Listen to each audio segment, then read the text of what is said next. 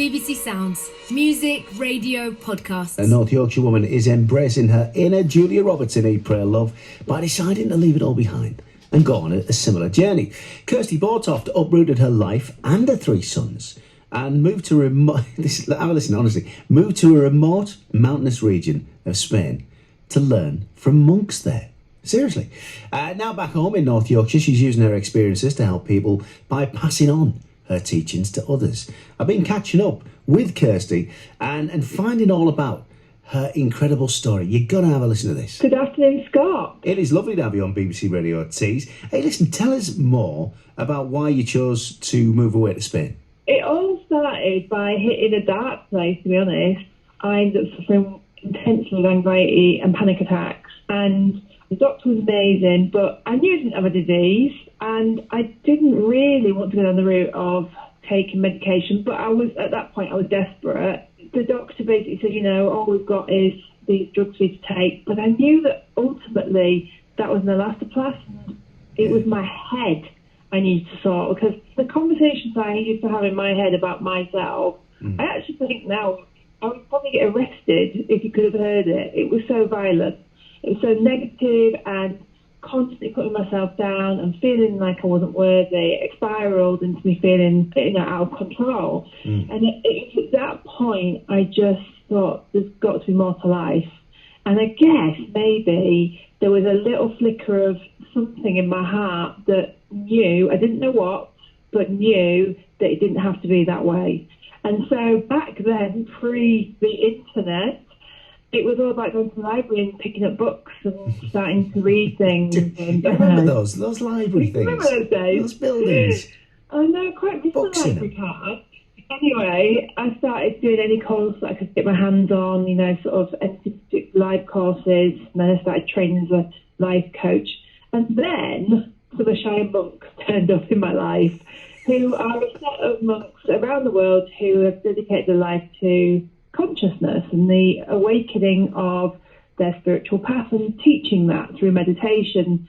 And there was this weekend course, and I thought, I have tried meditation in the past, but you've not been very successful with it, Kirsty, really. Maybe you need to go and do a proper course. So I did. And something I can only put down to as real life magic happened on Saturday morning. And the best way to describe this, Scott, is imagine your life like a jigsaw puzzle. Yeah.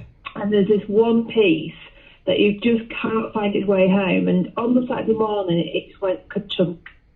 And for the first time ever in my life, I realised that what I've been trying to do is fix my inverted comma life, because I thought that I was broken. And I know I'm not now. I wasn't now. Yeah. But back then I really thought I was. And I was trying to fix it on the outside. So I would do things like change my job or start a new training because then I'll be happy. Or I'd change my boyfriend even. Then I'll be happy. Yeah. Diverting what was really going on for me, because I didn't know what to do with this emotion. I didn't know what to do with these thoughts. And so the Shires, what they taught me initially was that it was an inside job, and I needed, if I wanted to have some lasting change, I needed to go inwards. And so I scooped my children up. I took them out of school and we drove to the Spanish mountains. Wow. Where I know, it sounds crazy saying it now. Well, how old were the kids at the time, and how did they take to it? Were they like, yeah, this is great? Or were they like, oh, hang on a minute, Mum? They were like 11, 10 and 8 at the time. And so they were like young enough to be inspired by the idea that they were going overseas and it was going to be fun because it's a new country. You are actually now, you graduated as an Ishaya monk, didn't you? I graduated as a monk and got rechristened with a Sanskrit name, which is Rudra Devi. Sanskrit is a vibrational ancient language. It's beautiful. And you get given a name that's of the essence. So it's not your personality, it's your essence. It's what you're really here to do. And mine means the goddess who removes pain, which is so ironic because that's what I do for a day job. Yeah. Is I work with people now removing emotional or physical pain, and so it just seemed quite fitting. And so my book is actually called Break Free from Pain because it's all kind of fits in together. Where can people find you?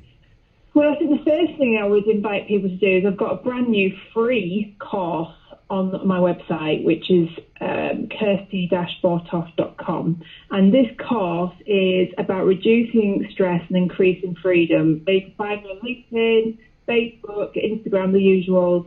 I've also got a YouTube channel. All of this is under my name, Kirsty Bortoft, and every week I release either a meditation or I release a video of something that's topical. So there's lots of ways to come and find me.